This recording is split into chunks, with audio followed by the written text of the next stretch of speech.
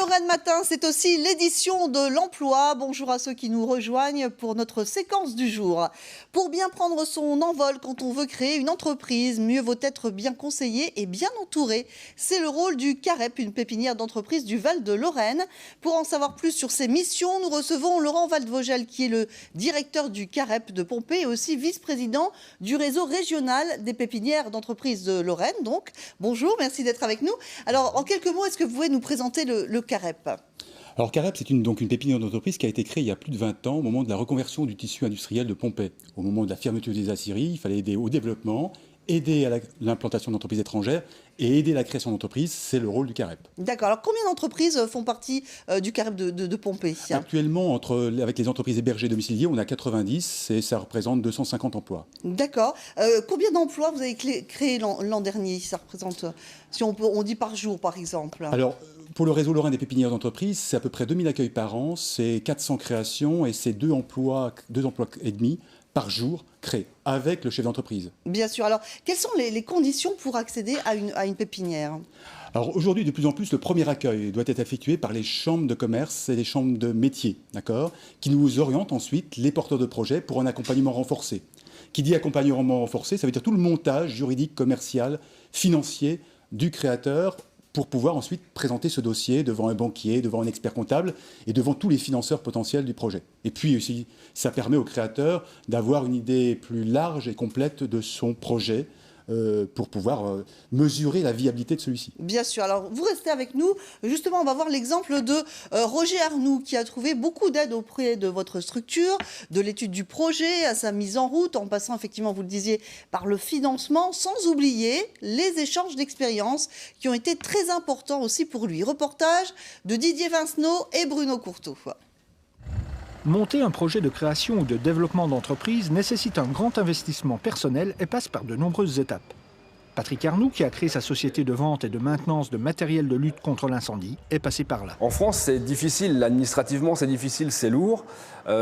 Qui plus est, on est dans une dynamique où on a envie que tout avance. On se retrouve du jour au lendemain sans rien, sans salaire, avec plein de craintes. Et effectivement, il y a une lourdeur administrative en France qui fait que on est constamment en train d'attendre des numéros d'identification, des numéros de SIRET, des choses comme ça. C'est alors que le CAREP, Centre d'accueil et de ressources pour entreprises, intervient. Ce que m'a apporté le CAREP, c'est une certaine sérénité en fait finalement, parce on a des gens qui connaissent le domaine de la finance, le domaine de la comptabilité, m'a mis en relation notamment avec des comptables, des banquiers. En outre, le CAREP permet aux créateurs d'entreprises d'échanger et de bénéficier des retours de ceux qui les ont précédés ici. Le retour d'expérience des différentes entreprises est présente. On rencontre des patrons d'entreprises qui ont réussi, qui ont moins bien réussi, qui ont fait des erreurs dans la vie et qui vous donnent des conseils. C'est aussi un lieu d'échange, de rencontre. Quand on crée une entreprise, qu'on vient d'une grande entreprise et qu'on crée une entreprise le premier jour, qu'on se retrouve avec la feuille blanche et l'ordinateur vide sur un tout petit bureau, on se sent seul. Le CAREP, pépinière d'entreprise du pays du Val de Lorraine, est à l'écoute de tout porteur de projet situé sur le nord de l'agglomération nancéenne. Un mot peut-être, réaction à ce sujet, sur ce parcours en particulier? Je pense qu'il a fait dire quelque chose d'important, c'est-à-dire à côté des aspects très techniques, commerciaux, financiers, juridiques, je crois que ce qui est important, c'est de rompre l'isolement. C'est un homme seul, créateur d'entreprise, face à des problèmes, des décisions à prendre. Et donc c'est important de pouvoir rencontrer, déjà le mettre en relation avec un réseau d'experts, experts comptables, banquiers, etc. Oui. Mais aussi le mettre en relation avec d'autres chefs d'entreprise et d'autres réseaux de chefs d'entreprise qui ont les mêmes soucis, les mêmes préoccupations, pour se sentir moins seul. Et ça, je crois que c'est important. Et puis, il y a un élément qui est également très important, c'est vraiment l'accompagnement personnalisé, vraiment. Tout à fait. Je précise aussi qu'il y a gratuité de ces accompagnements dans les pépinières d'entreprise grâce au soutien de la région Lorraine. D'accord. Alors, toutes les entreprises ne s'installent pas quand même au sein des pépinières. Oui, parce que c'est lié à l'évolution de la société. C'est-à-dire qu'autrefois, on avait plutôt de l'industrie, service à l'industrie, donc avec des gens qui avaient besoin à la fois d'ateliers, de locaux. Aujourd'hui, de plus en plus, les gens démarrent chez eux. Ou alors, éventuellement, il y a des commerçants qui n'ont pas besoin de rentrer dans une pépinière parce qu'ils ont besoin de vitrines, ils ont besoin d'être en centre-ville. Donc la plupart des pépinières sont soit en zone industrielle, soit au centre-ville, et donc n'ont pas besoin de cet équipement. Donc on va les accompagner, on va monter un projet, on va essayer de les aider aussi à financer et s'implanteront à l'extérieur de la pépinière. On va continuer bien sûr à les suivre sans pour autant une implantation en pépinière. D'accord. Alors justement, un mot peut-être sur les types d'entreprises que vous accompagnez. C'est très varié. Hein. C'est la richesse du métier, c'est de pouvoir rencontrer des entreprises et des porteurs de projets de toute nature, à la fois des autodidactes jusqu'à des Bac+7, à la fois des gens qui ont de l'expérience professionnelle comme des gens qui sont relativement jeunes, et dans des métiers qui peuvent être les artisans classiques, par exemple des chauffagistes, des électriciens, des plombiers, du commerce, des fleuristes, de la restauration. Ce matin, j'étais avec quelqu'un qui veut créer dans le domaine du prêt-à-porter, mais par le web. Et puis vous avez des gens beaucoup dans le domaine informatique, évidemment, la création de logiciels, les réseaux informatiques, les créations de sites web, par exemple. Et puis vous avez des gens dans le domaine encore de l'industrie, maintenance industrielle, par exemple, maintenance industrielle informatique, les automatismes, et puis des projets, bien sûr, plus innovants dans le domaine de la santé, dans le domaine des drones, pour ne citer quelques exemples. D'accord. Un mot, un chiffre plutôt sur la pérennité de ces entreprises, puisque vous obtenez quand même, il faut le souligner, de bons résultats. Hein. Alors, c'est vrai pour les pépinières, mais c'est vrai d'une manière générale, dès qu'on est accompagné. Dès qu'on est accompagné, on sait qu'au niveau national, sur une centaine d'entreprises, il y a 50 qui vont disparaître dans les 5 ans. Oui. Quand vous êtes accompagné, vous avez un taux de réussite qui est plutôt de 60... Déjà, on parle plutôt de taux de réussite, qui tourne autour de 75 à 80%. D'accord. Alors, la marche à suivre, on va donner les adresses. Vraiment, vous le disiez, hein, c'est les chambres des métiers, vraiment pour ceux qui veulent... Chambres des métiers, chambres de commerce, effectivement. Et puis, on peut s'adresser également en direct vers l'ensemble du réseau lorrain des pépinières d'entreprise, donc des 12 pépinières de Lorraine. D'accord. Et justement, vous couvrez également tout le territoire national. Hein, oui, également. Vous en avez 12 dans Lorraine, ça représente 32 000 m², ça représente 270 entreprises au 31/12/2013.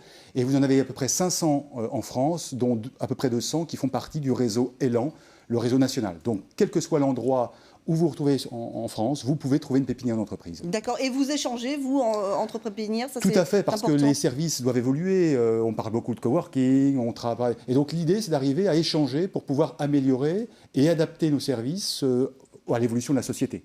Très bien. Eh bien, merci beaucoup, Laurent Vadevogel, de vous avoir apporté tous ces éclairages. Merci beaucoup. Merci à vous.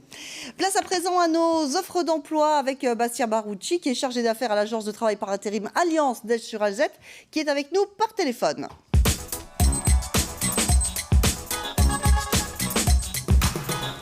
Bastien Baroucci qu'on retrouve tout de suite et qui va nous détailler des postes au Luxembourg, 10 aides en fait.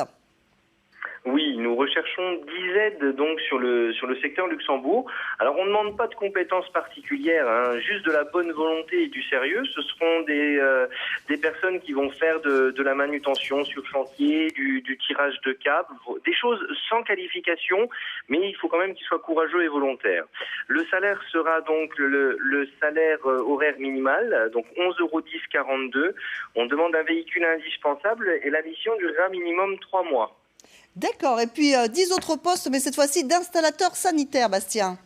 Oui, alors là c'est complètement différent. On recherche 10 installateurs sanitaires, donc c'est pour le tirage de tuyauterie et le raccordement d'éléments sanitaires. Donc là c'est quand même un métier qualifié. Nous demandons une expérience de 3 ans minimum. Le salaire horaire sera de 13,32 €. Les candidats devront avoir un véhicule indispensable pour se déplacer sur les différents chantiers et la durée de chantier sera minimum de 3 mois. Merci beaucoup, Bastien, pour toutes ces précisions.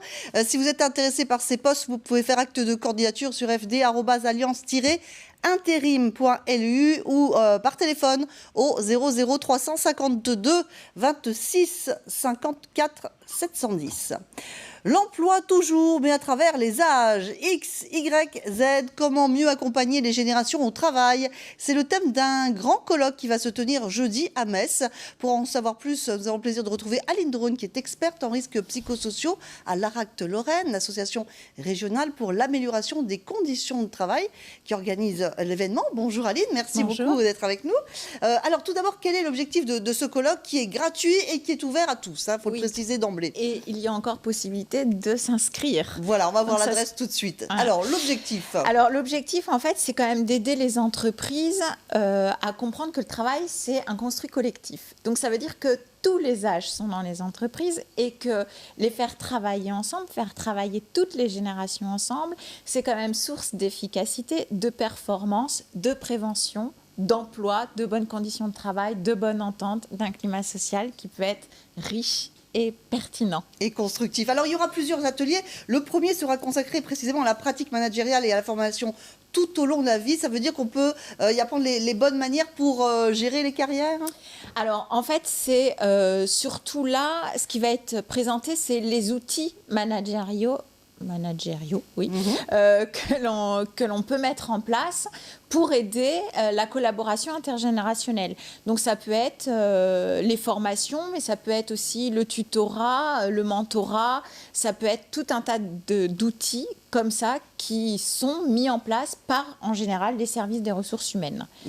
D'accord. Autre point important, les transferts de savoir d'expérience et justement cette collaboration intergénérationnelle. Ouais. Alors en fait, là, ce qu'on voit souvent, c'est les novices qui viennent dans l'entreprise, qui viennent récupérer la matière, le savoir-faire très technique. On en avait déjà parlé sur votre plateau. Absolument. Donc c'est les savoir-faire techniques, les gestes ancestraux, mais c'est aussi tout ce qui est gestes professionnels plus implicites. Ça veut dire comment être en relation avec ses clients, avec ses partenaires, avec ses fournisseurs, clients, etc. etc.